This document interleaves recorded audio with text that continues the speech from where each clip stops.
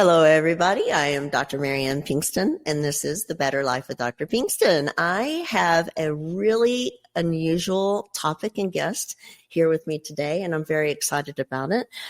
There are a lot of difficulties in talking about neurodegenerative disease like dementia and Parkinson's and other disease, ALS, and other diseases like that. But this, we will talk about dementia and choices that people have and don't know that they have in dying. And so I have Erica Bacchus, who is with me today, beautiful Erica Bacchus, and she has written a book called A Promise Kept, and she tells a very, very touching story about her husband and she having a beautiful life together, tragically interfered by dementia.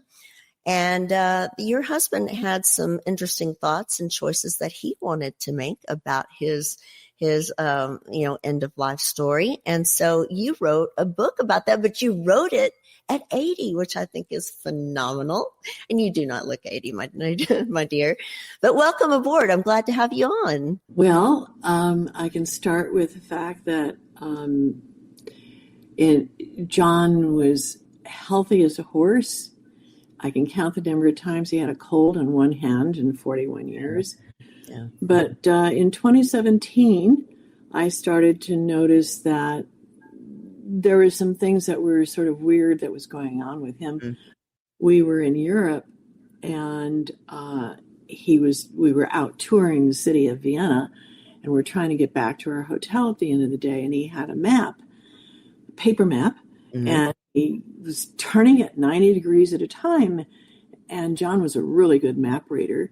And I said, "What's going on? Do you need help?" And he said, No, I'm fine. Mm-hmm. And he kept turning it, and he couldn't figure the map out. Wow. And the more I asked if I could help, the more agitated he became, until finally I just took out my iPhone and got the walking directions and got us back to the hotel. Mm-hmm. And when we got back to the hotel, he was really irritated, and that was so not normal for him. It was just a whole difference in his behavior. Mm. And then I thought, I don't think he doesn't remember what we did yesterday, I noticed. And he also didn't remember what we were going to do the next day because I had told him. And then I thought, you know what? I'm on vacation. I'm not going to think about this. I'm really good at compartmentalizing. Yeah. And I just put it in the back of my mind. And we went on and had a really good time on our trip and came home. He was totally normal. And so I forgot about it. And then 2018, things are seemingly okay. Somewhere around 2019, things with his memory start to pop up again. And he and I both had a primary care appointment. We were in the doctor's office together. And without me knowing it, John decided to tell the doctor, he said, "Hey, I'm worried about my memory."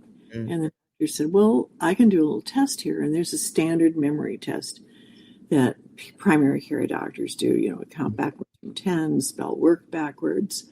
Right. And he ran through this whole test with John, and of course, I was doing it in my head at the same time. And he aced it. He answered everything perfectly. He was way better than I was. And so the doctor said, "But if you want, I'm going to put a referral into your chart for the Aging and Memory Care Center at UCSF. Mm-hmm. We live in San Francisco, so this is University of California, San Francisco, gotcha. Which happens to be one of the best hospital systems in the country." So 2019, by the end of 2019, I'm noticing a lot of memory issues. And I talked to John about it and said, "Look, if there's a serious problem here, the sooner we get it, the better it is." Right. Because they have drugs for Alzheimer's that'll slow it down, but the sooner the better. Can I call and make an appointment? And he said, "Yes, go ahead." So we had an appointment with UCSF Memory and Aging Center, January 24th, 2020, that year. And we went through about 8 hours of testing a lot. They test a lot of verbal tests, a lot of storytelling. I was asked a lot of questions to verify sort of what he was telling. Mm-hmm. At the end of the 8 hours, they took us into a conference room. He had an MRI of his brain before we came to the meeting, and they had his scan sitting up on the screen in the conference room, and the neurologist sitting at the head of the table said, "Well, John, those gray spots on your hippocampus are showing that you have some atrophy in your hippocampus, which is the place for memory. And we find that you have cognitive impairment, early cognitive impairment, consistent with Alzheimer's." And that was the diagnosis. That was the beginning of the end. Yeah. And John had 2 questions for the doctor. One, can I still drink alcohol? Because we like to have wine at dinner. Yeah. And 2, how long before I'm a vegetable? And that question did not surprise me, because I knew that John had some very strong opinions about living with a brain that didn't work. Mm-hmm. And she said, well, on average, it's 5 to 6 years from the time of diagnosis. And so then we went home. Very devastating diagnosis. Very devastating. Talk about how that, because I know I see patients all the time, and we, diagnose dementia of various types. Most of the time, the person who has dementia doesn't really know, doesn't really fully understand it. It sounds like John did. It sounds like John was able to wrap his mind around it very well. And so many times a person afflicted doesn't really know as much as the caregiver, the spouse or, daughter or son and offspring that usually get hit really, really hard. But it sounds like John had a great idea. Tell about how that affected you both.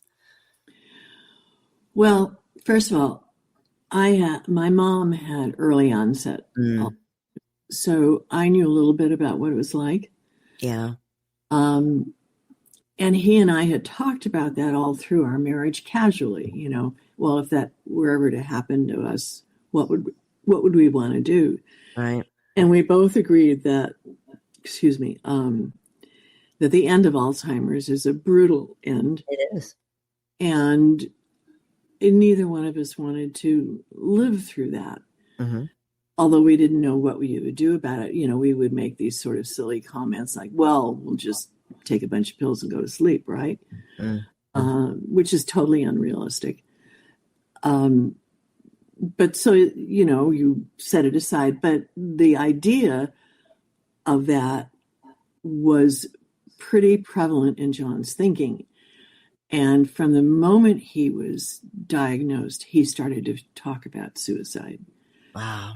And how could he do it? And it's not easy. When he was not depressed.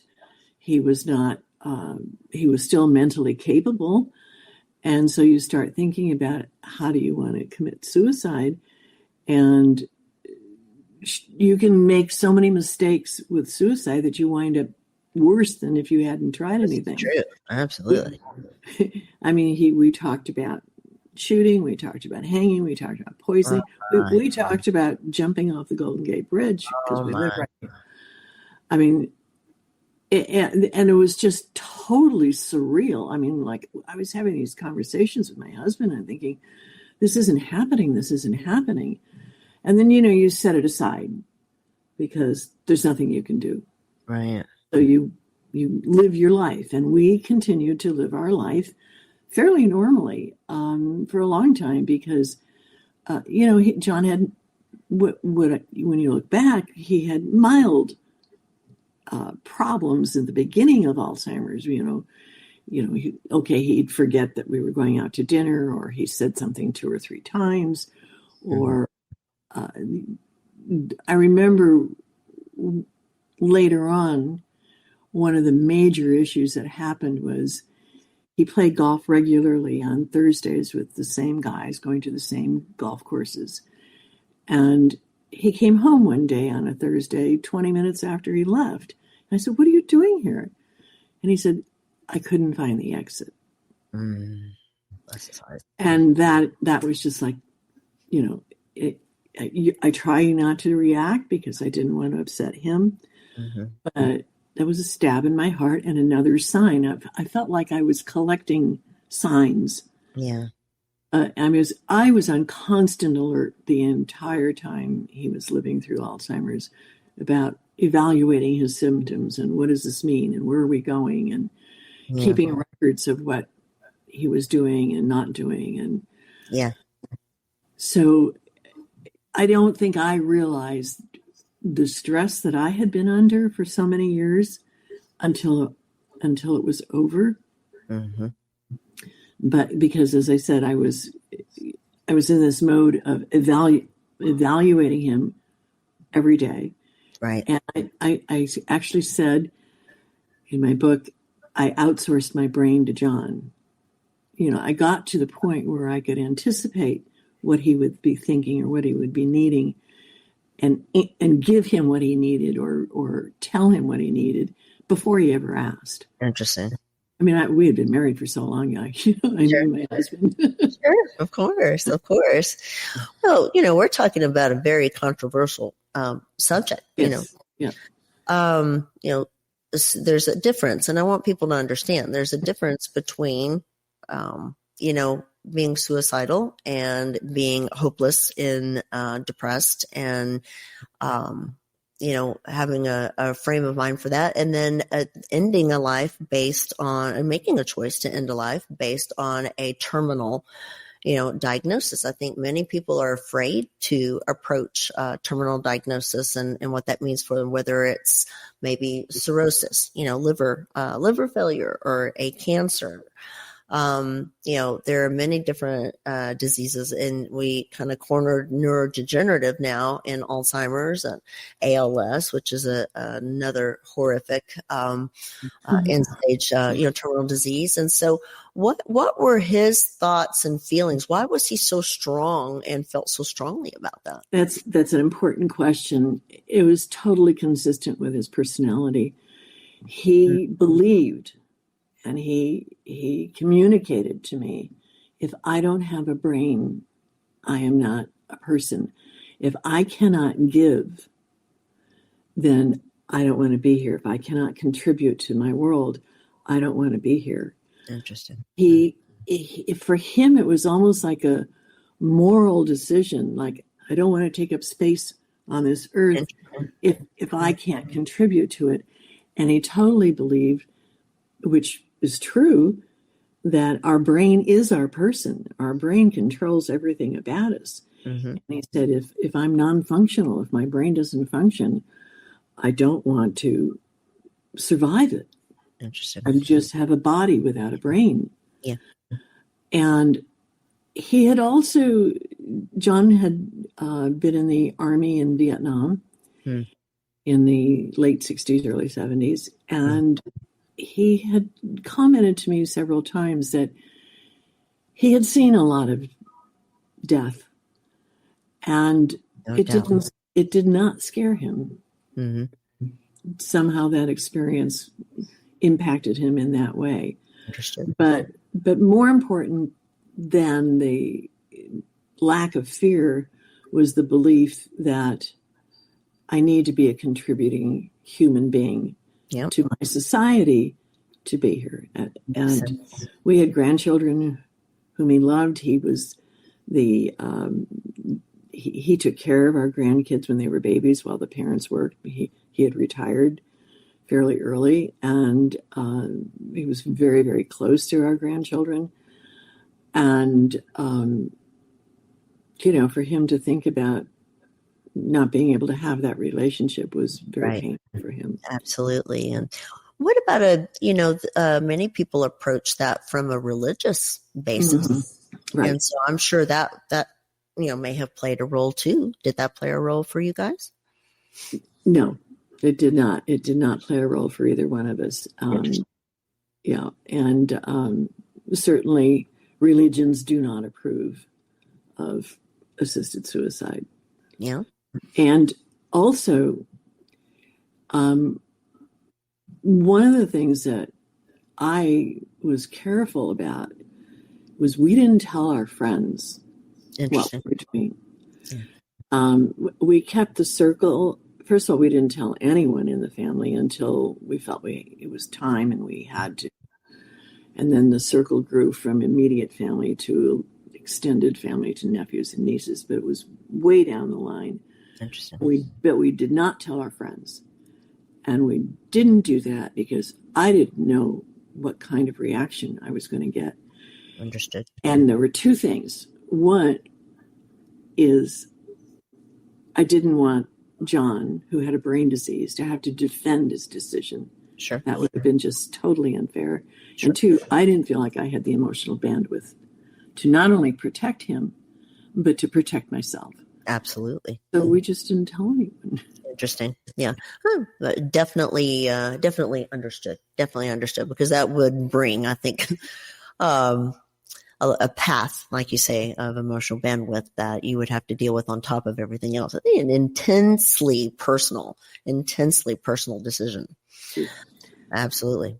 And not necessarily here. I know there's some, I apologize, I don't mean to cut you off, but definitely finish your thought. But I know that there's some legalities around it here as well, right? That's what I was going to explain. Gotcha. Mm-hmm. I think it's very important for the audience to understand what's legal in the United States and what is not. Absolutely. There are 11 states plus DC that have some form of an end-of-life option act. So if you have cancer or if you some terminal illness, if you have a doctor that says you are going to die within 6 months, mm-hmm. and you have the mental capacity to make a decision on your own, and you understand your decision, and you can prove that capability, then you can have what they call medical assistance in dying, where they can give you a drug, and you can take the drug, and you can die on your own terms at home in peace. But that doesn't work for Alzheimer's because, first of all, nobody can predict how long somebody's going to live with Alzheimer's. As I said, my husband was extremely healthy. He could have lived another 20 years. Mm-hmm. He was 77 when he died. And secondly, if you were to get to 6 months before you were going to die, as an Alzheimer's patient, you would not have the mental capacity to make a decision. Yeah. So it's a catch-22. Yeah. And in 2022, in the spring of 2022, I found this organization in Switzerland called Dignitas, mm-hmm. which allows for dementia patients to participate in assisted suicide in Switzerland, but you do have to have mental capacity. Mm-hmm. So that means that if you choose that path, you are definitely choosing a premature death. Mm-hmm. And that when I found it, took me 3 weeks to tell John about it because it was hard for me to deal with it. What would happen? So when I finally found it and explained it all to him, and he asked the questions that he needed to ask, he said, "Okay, let's do this." Wow. How did that affect you? Well, it took me 3 weeks to tell him. Yeah. So, yeah. First of all, I didn't want to deal with it. I didn't want to do it because I knew what was going to happen. Yeah. And secondly, I didn't want to tell him on a bad day because he wouldn't have been able to process the information on a bad day. Yeah. By 2022, he was, pretty into his Alzheimer's. And also on a good day, I didn't want to ruin the good day. Right. So, and when he told me that, it was somewhere around May or June of 2022. And our oldest grandson was graduating high school. And we had all these summer plans, and I said, let's go through the summer, and in August, I'll start the process, because I felt like we had enough time. Yeah. And so we put it off until August, and then in August, I started the process. Oh, and it's it's a very complicated process. How long did it take you? What kind of a process? Explain. Totally, it took me 7 months to complete all of the applications. You have to get medical history. John had to have 2 mental capacity exams with a psychiatrist.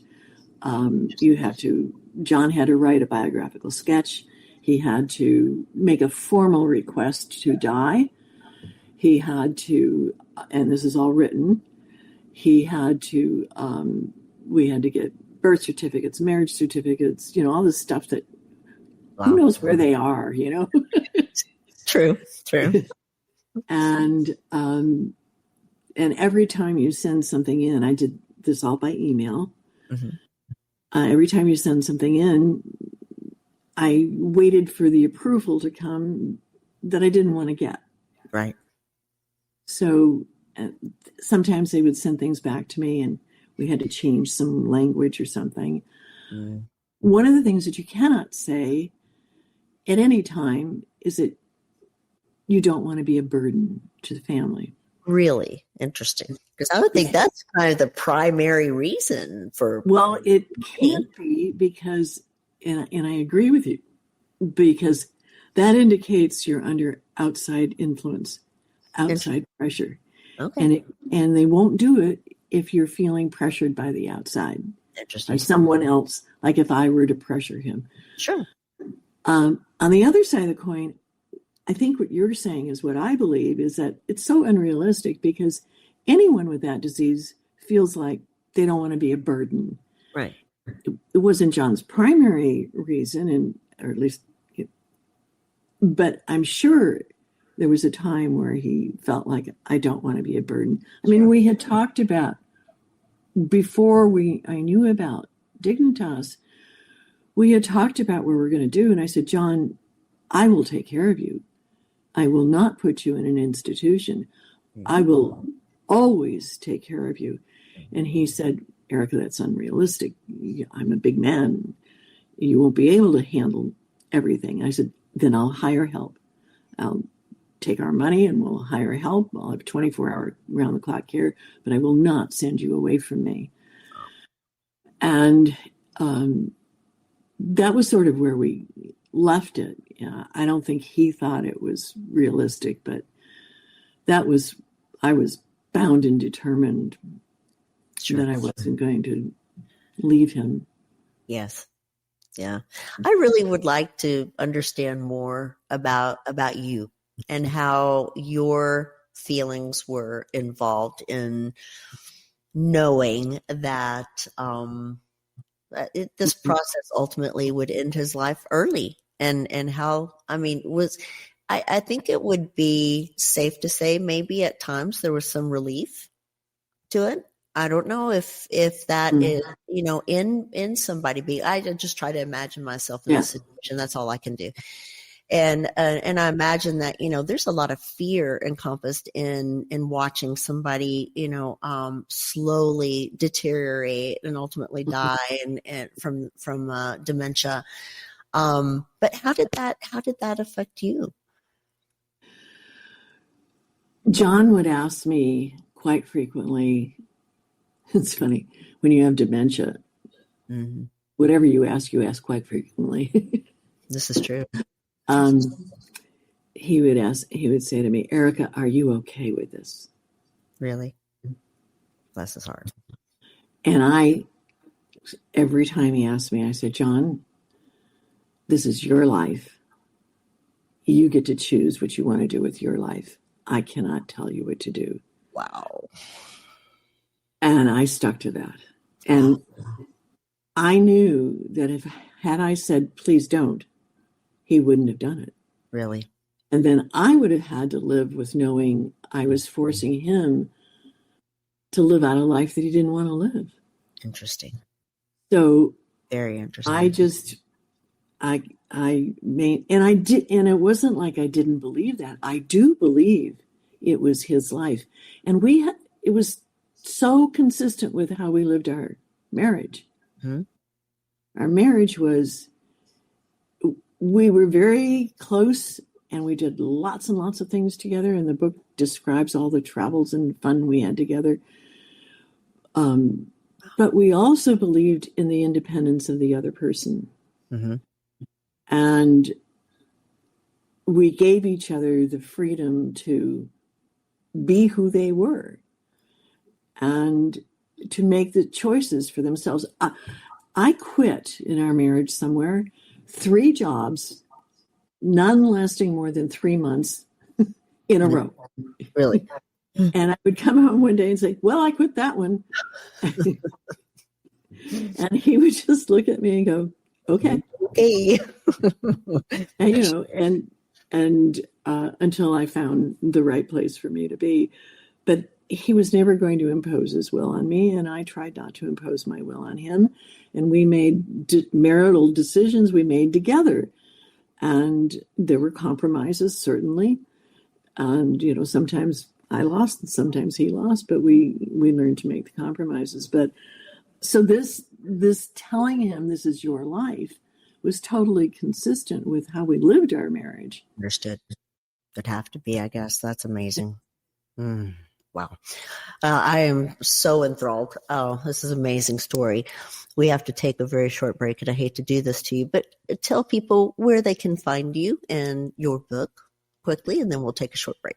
My website is ericabacchus.com, ERICABACCUS.com. Yes. Very simple. And my book is available on Amazon as well as Barnes & Noble and in bookstores everywhere. Very good. We got a little QR code up in the top corner on if you're on YouTube. We have listeners on Spotify, iTunes, and all other platforms, but have a visual on YouTube, and we do have a QR code up there if people want to find you, and so they can hit that. And I just want to add that the book is available in audio version, and I narrate it. That's wonderful. So if you want to listen to me tell the story. Absolutely. That's great. So, okay, we will take a short break and be right back. Depression, anxiety, low energy, weakness, these are just some symptoms of low B12 levels. And the absorbable B12 folate supplement that's helping people declare victory over depression symptoms is De Novo Plus B12 by Magna Pharmaceuticals. Patients with symptoms of depression often exhibit low levels of folate and vitamin B12. The human body needs sufficient folate intake to produce the essential neurotransmitters serotonin, dopamine, and norepinephrine. These neurotransmitters alleviate feelings of sadness, anxiety, and gloom. What makes De Novo Plus B12 so successful? De Novo Plus B12 contains readily absorbable folate and B12. That means it's more successful at correcting the root cause of your deficiency, not just the symptoms. Whether you are suffering with low energy, depression, fatigue, or anxiety, you owe it to yourself to learn more at magnaweb.com. That's magnaweb.com. Please let us know at checkout that you heard about De Novo Plus B12 on The Better Life with Dr. Pinkston.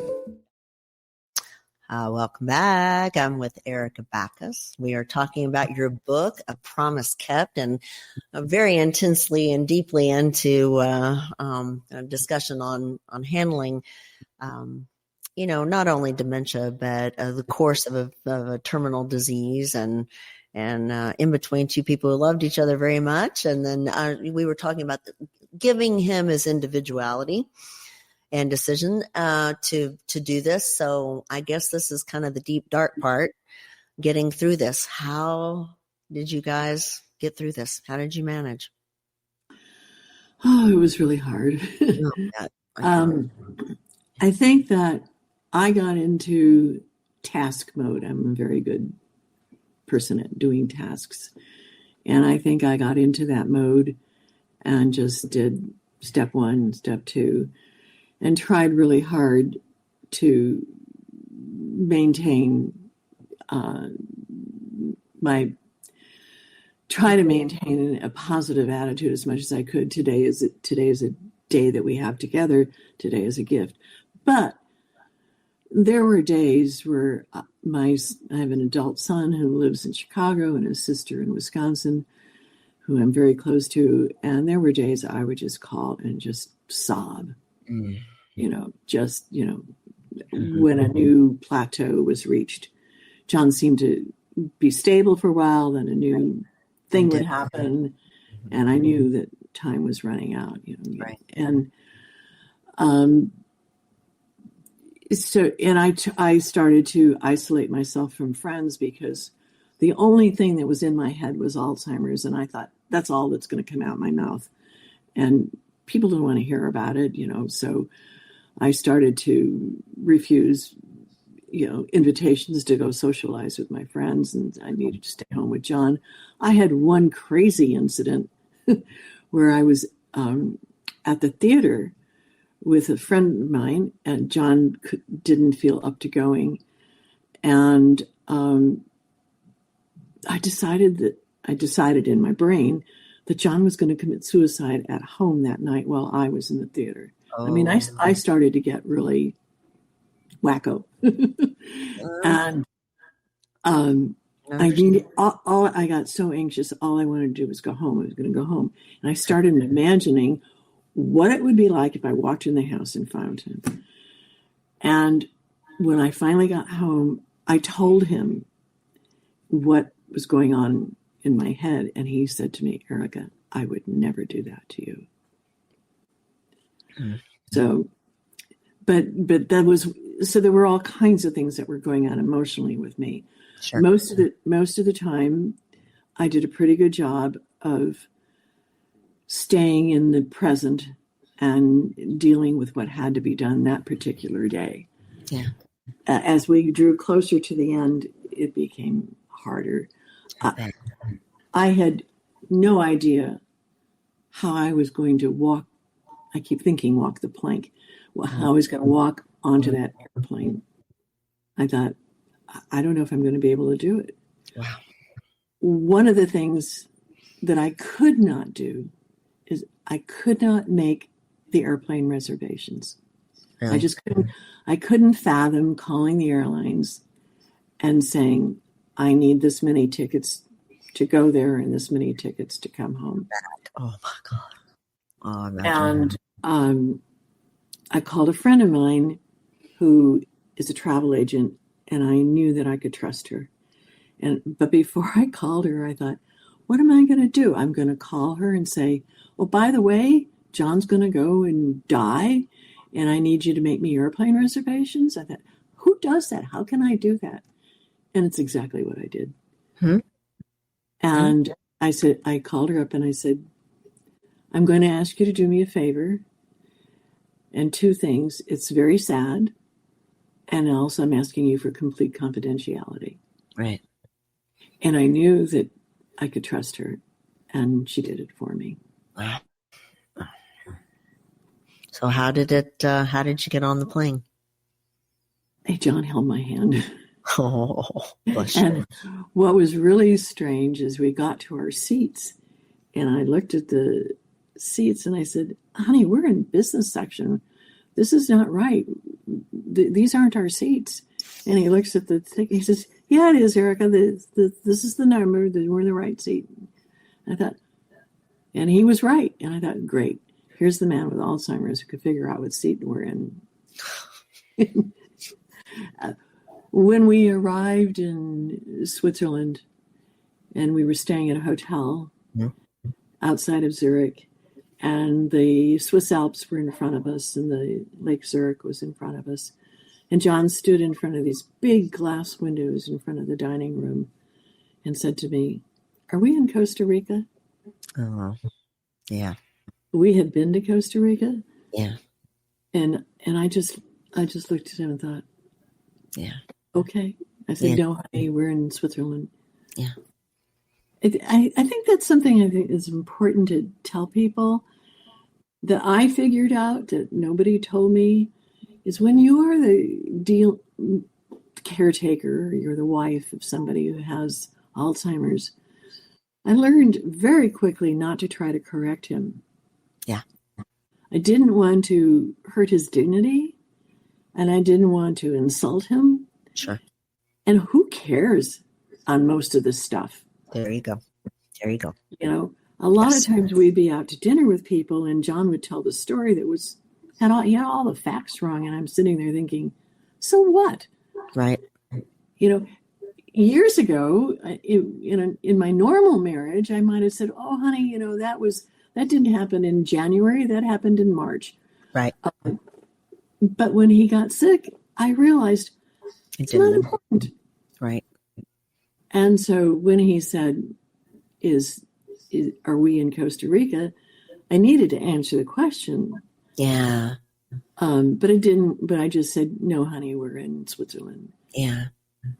So how was he cognizant at the moment that yeah, and because I know it waxes and wanes, and you've made that clear, it waxes and wanes. But you went into a clinic. What was the situation like in Switzerland? Mm-hmm. So John had reached a stage that the neurologist had put his status as on the cusp of major neurodegenerative disease. Mm-hmm. And when she did that, I knew it was time to make plans to go to Switzerland. I was the one that had to choose the date. Gotcha. Wow. And so he was pretty far along, but he was still had mental capacity. He knew exactly why we were there and what we were doing. And he was so graceful and courageous. He had accepted his fate, and he was, I think in a sense, he was relieved that he made this decision and he knew what we were going to do. He was, I never figured it out, that he was smiling at the breakfast table the morning he was going to die. He never wavered. He never once said, "Why me, God?" He never once said, "Poor me." He never once said, "Maybe I shouldn't do this." So he was very clear in his decision. And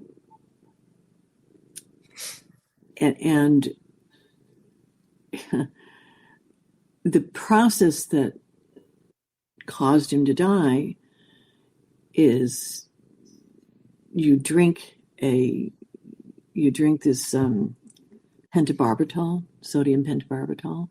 It's 5 times the lethal dose. And when he was going to do that, we were in a hospital bed together in this room. We were in a house, and we were in a room, and they had a hospital bed, and we got in bed together, and he was sitting with his arm around me, and he drank the medicine, and then we both lay down on our sides and we spooned. And not more than 3 minutes, his arm fell and off of me, and I turned to look at him, and he was unconscious. And he was gone. He was peaceful and painless on his own terms and fast. And I had to, I asked the lady who was managing this process I said, "Do you have a stethoscope?" And she said, "Nope." There were no doctors present. No. And I said, "I want to make sure he's dead. I'm not going to leave him here unless I know he's dead." And she said, "He had 5 times the lethal dose, Erica. He's gone." And I said, "I need something. I need some proof." I had held his pulse. I touched his heart. I didn't feel anything beating. And she said, "I have a pen light." And I said, "Okay." And so we looked at his eyes. They were beautiful blue eyes that didn't move. And I finally said, "Okay." And that was it. And so, And then my trauma started. I was about to say, then what? Because I just can't imagine walking away from that. Yeah. So one of the things I haven't mentioned is that my son escorted me there. Yeah. He came to Switzerland the day after we got there. Yeah. His whole purpose to go was to take me home, and I was going home to his house in Chicago. I didn't want to go. I didn't want to go back to California alone. Yeah. I wasn't ready. And he was in another room while John was dying. It was between John and me. It was our intimate goodbye. Yeah. And he is my hero. Do you want to hear this long story? It's kind of really wild. When we got the reservations to fly home, I had told my friend I want out of there as fast as I can. And we had figured that by late afternoon, early evening, we would be able to go. So we had these plane reservations from Zurich to Chicago. My son and I got in this car that drove us to the airport. And he came around to open the door for me, and I put one foot out the door, and he's looking at his phone, and he says, "Mom, our flight's been canceled." Oh, goodness. Oh, Lord. And I mean, I can laugh at it now because it's so absurd. It's ridiculous. Yeah, isn't it? But I just said, no, that can't be. And he said, yes, it is. So we went into the airport and we had to find another flight. And I am like I'm almost a 2 million mile flyer on United Airlines. So they treat me well. Mm-hmm. So I went to the special desk for United Airlines, and she couldn't find a flight to Chicago. Mm-hmm. So we had to stay overnight. And we got a voucher for the hotel and the food and all that. And we get to the hotel. It was like 4:00 in the afternoon. I hadn't eaten anything since the day before. And the hotel's kitchen didn't open until 7:00 at night. And there was not even a vending machine with a Snickers bar in it. Goodness gracious. So my son and I went up to our rooms. He had a room next door to mine, and we took some naps. And then at 7:00, we went down and ate something and then tried to go to sleep. And at 3 a.m, I heard my text, and I looked at it, and he said, "Mom, are you awake?" And I said, "Yes." He said, "Would you like me to come in there?" I said, "Please." And he came into my room, and I said, "Could you lay down with me?" Now, my son is a shy man, mm-hmm. and he holds his emotions pretty close to his vest. Mm-hmm. And he didn't even say anything. He just got in bed with me, and he let me put my arm around him. And I think I fell asleep in 10 seconds. And that's why he's my hero. Oh, my goodness. Well, you have me in a pile of tears over here. It's an amazing story. Well, I think that's one of the kindest things anybody's ever done for me. I mean, it was just... Sure. And then the next day, you're a doctor. Maybe you can figure this out. Mm.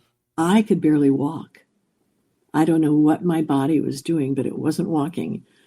I would have to stop every few steps. And he said to me, "Are you okay? Are you okay?" I said, "Yeah, I'm okay. I just, my body physically wouldn't walk." And he finally got me to a restaurant near the ramp, the gate. And he said, "Sit down here. I'm going to go get some snacks and some water." I was asleep. He came back. I was asleep. I had my head on the table. And I went back to Chicago in his house, and my whole body just collapsed. They have a dog whom I love to walk.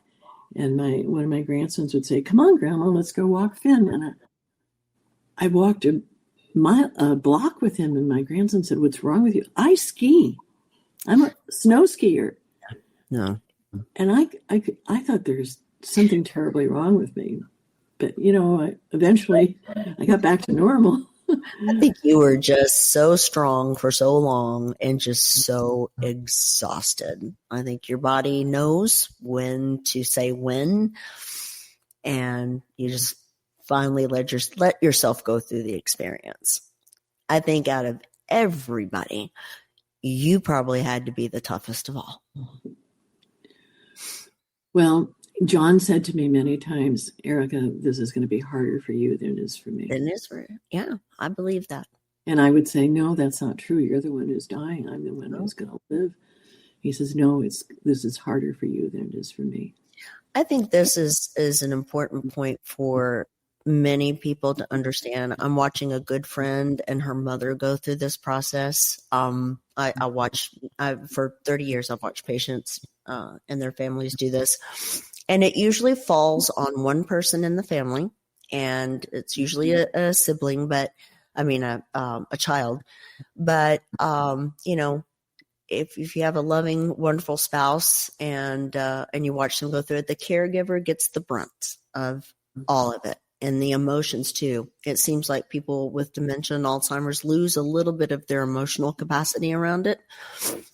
Sometimes they don't even really understand what's happening to them.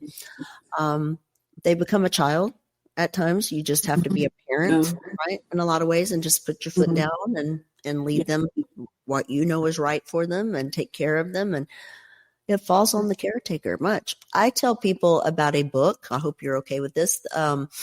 Called The 36-Hour Day. I don't know if anybody ever suggested that to you. It is, it's written for the caregiver. And, there's lots of resources out there that people can look into, much of which I think doesn't always help. I think you just have to look for a ton of support. But did you find that there was a lot of support? Were you able to find? Well, number one, I'm not a group person. Right. Understood. So Alzheimer's Association has lots of resources. They have lots of group therapy. I did try to go to a therapist while John was sick, and I found that I just didn't have a very good therapist, I guess, because she just couldn't grasp what was going on. Understood. Yes. And I was getting nothing from her, so I quit. Yeah. As I said, my son and my sister and my brother-in-law is a physician, so I would get a lot of support from him to explain things to me, what was going on. And when we went to the doctor, he would translate for me what the neurologist was telling us. One of the things I did that was one of the most fun things I did. So John and I, we were a second marriage, and we each had one son, and he also has a stepdaughter, and everybody lives out of state from us. So I started Zoom meetings with everyone to keep them up with the children, with the adults who knew he had Alzheimer's, to let them know what his status was and to answer any questions they might have, and for them to communicate and see John while we were going through it. Because being at a distance, they really didn't understand what was going on. They'd say, "Oh, he seems fine to me," Right. And then it morphed into poker games. So Gotcha. And John could still play poker for quite a while. And they have this poker app on Zoom. And so they were all playing poker together. And that was really kind of a fun thing. Not me. I don't know how to play poker. Yeah. Or do I? Wow. That support, I think, is an emotional support for you is intensely important. So, well, this is an amazing story. I'm lost. I'm lost in all of this. This is beautiful. I certainly don't know how to convey my heart for you and what you've been through. That is amazing. Well, thank you.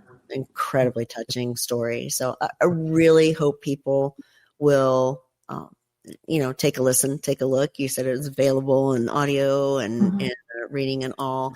Barnes and Nobles, Amazon, the good old Amazon, so as we come to an end, please tell people where they can find you. EricaBacchus.com is my website. There are lots of nice pictures of John. Yeah. And bookstores everywhere have access to getting the book for you if they don't have it in stock, as well as Barnes & Noble and Amazon. Very good. And if you're on YouTube, up in the corner, we've got the QR code there. And just to make sure, Erica, EricaBacchus.com. Exactly. And the book is called A Promise Kept. This has been a beautiful hour. Thank you. I really appreciate you being so transparent. Wearing your heart on the sleeve is just amazing. And thank you. Thank you for having this discussion with me. I appreciate it. You are very welcome. God bless you. Absolutely. So everybody, as we end, please take care of each other out there, and we'll see you next time.